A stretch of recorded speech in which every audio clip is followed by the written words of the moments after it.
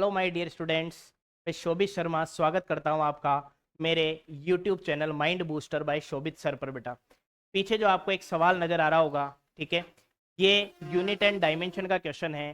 ठीक है, मात्रक और विमा से रिलेटेड सवाल है। इस सवाल को करने के लिए हम लोग किस तरीके से मेथड अप्लाई करते हैं, बिल्कुल ईजी क्वेश्चन है। आपके ऑप्शंस भी आप लोगों को यहाँ पर नज़र आ रहे हैं। इन ऑप्शंस की यदि मैं बात करके चलूँ तो इस सवाल को हम लोग किस तरीके से करेंगे, ठीक है, इस तरह के रेगुलर क्वेश्चन आपको मेरे चैनल के ऊपर अवेलेबल मिल रहे होंगे और रेगुलरिटी में ये अवेलेबल रहेंगे। अलग अलग पैटर्न के क्वेश्चन रहेंगे। अभी तक मैं केवल और केवल काम कर रहा हूँ बेटा यूनिट एंड डायमेंशन पे, जो सारे जेई मेंस और नीट के अंदर पूछे हुए सवाल हैं। तो आइए इसको देखते हैं किस तरीके से हम लोग इसको सॉल्व करके चलेंगे बेटा जी, किस तरीके से हम लोग इसको समझते हुए चलते हैं। देखो, सबसे पहले मैं बात करता हूँ P plus half rho V square plus H rho G is equal to हमारे पास होगा K। इसको किस तरीके से सॉल्व करना है, उसने यहाँ पर पूछा है। P आपको दिया हुआ है, सॉरी प्रेशर दिया हुआ है, रो डेंसिटी होगी, V स्पीड होगी, H हाइट हो गई और G एक्सेलरेशन हो गया। उसने कहा है जो K होता है उस K के लिए जो डायमेंशन होगी वो आपको यहाँ पर बता के चल, वो किस तरीके से डिफाइन होगी बेटा जी, या किस तरीके से वो डायमेंशन हम लोग देखेंगे। आइए बिल्कुल सिंपल मेथड से हम लोग जानते हैं। जब भी इस तरीके का सवाल आपको नीट या आईआईटी में मिलता है, आप लोग सीधा तरीका बता दो। जो भी कांस्टेंट होते हैं, जैसे के है, के को किसके इक्वल रख दिया हमने, पी के इक्वल रख दिया, या के को हमने हाफ रो वी स्क्वायर के इक्वल रख दिया, या के को हमने एच रो जी के इक्वल रख दिया। हम लोग तीनों तरीके से इसको कर सकते हैं और सीधा सबसे आसान तरीका हो गया के को हम लोग पी के इक्वल रख दें। तो यदि हम लोग जैसे ही हमने के को पी के इक्वल रखा तो यहाँ पर हम लोग बोल सकते हैं के इज इक्वल टू पी होगा। और पी होता है बेटा जी प्रेशर, पी होता है यहाँ पर प्रेशर। तो प्रेशर मतलब क्या होता है बेटा, आपको सीधा सीधा पता है, प्रेशर बराबर होता है फोर्स अपॉन एरिया।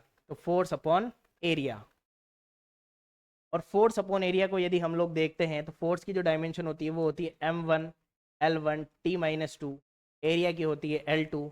तो यहाँ से यदि हम L1 माइनस करते हैं तो m1L-1T-2 हमारे पास डायमेंशन बनेगी। इनमें से सबसे पहले हम लोग जानते हैं वेलोसिटी ग्रेडियंट। यदि ग्रेडियंट वर्ड आपके पास में लग जाए, कहीं पे भी ग्रेडियंट वर्ड लग जाए, तो ग्रेडियंट का मतलब होता है डिस्टेंस के रेस्पेक्ट में होने वाला चेंज, दूरी के सापेक्ष होने वाला परिवर्तन। तो वेग में दूरी के सापेक्ष परिवर्तन हो रहा है। जैसे मैं बात करके चलूँ, अब यहाँ पर इसको थोड़ा सा हम लोग देखते हैं। ये वेग की विमा हो गई। अब इसने बोला दूरी के सापेक्ष होने वाला परिवर्तन, सापेक्ष मतलब हम लोग क्या करके चलेंगे, इसको डिवाइड करेंगे ग्रेडियंट से। दूरी मतलब लंबाई, ठीक है। तो ये तो बनता ही नहीं है, इसमें आ ही नहीं रहा क्योंकि m है ही नहीं इसमें। इसको तो अपन हटा देते हैं क्योंकि इसमें m तो नहीं आ रहा कहीं, m को हटा देते हैं। फिर बात करें प्रेशर ग्रेडियंट, तो आपने बोला प्रेशर के तो इक्वल है, तो प्रेशर ग्रेडियंट तो बनता ही नहीं है, ये नहीं बनेगा, ठीक है, सॉरी, ये नहीं बनेगा आपका, ये भी नहीं बनेगा।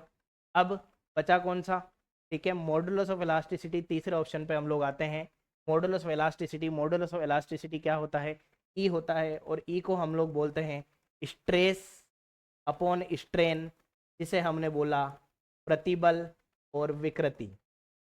प्रतिबल और यहाँ पर बोला विकृति।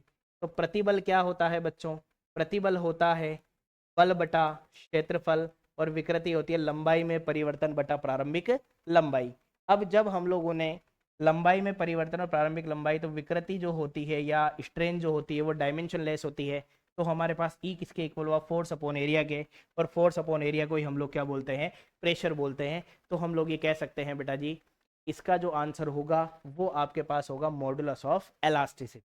मॉडुलस ऑफ एलास्टिसिटी मतलब थर्ड। तो फोर्थ हमें चेक करने की रिक्वायरमेंट नहीं है बेटा। क्लियर है बेटा यहाँ तक, इसमें कहीं कोई डाउट है, कंफर्म ये चीज़ समझ आ गई। जब भी सवाल दिखे आपस में इक्वल कर दो जितनी भी क्वांटिटी दी हुई है। अभी मैंने के को पी के इक्वल रखा है, इससे डायरेक्ट आंसर आ जाएगा। यदि आप लोग ये करना चाहते हो, के को हाफ रो वी स्क्वायर के इक्वल रखना चाहते हो, तो भी आंसर आ जाएगा 1/2 यूनिट लेस और डायमेंशन लेस, क्योंकि कॉन्स्टेंट टर्म है, ठीक है। तो के इज इक्वल टू हो जाएगा रो वी स्क्वायर। रो होती है डेंसिटी और वी आपको यहाँ पर दिख रहा है, वी होते रखिए स्पीड। इससे भी आप लोग यहाँ पर निकाल सकते हो, या रो जी एच लगाना चाहो या एच रो जी बोलना चाहो वो भी हम लोग यहाँ पर बोल सकते हैं बेटा। क्लियर है बेटा यहाँ तक, आई बात समझ में? ओके बेटा, जय हिंद जय भारत।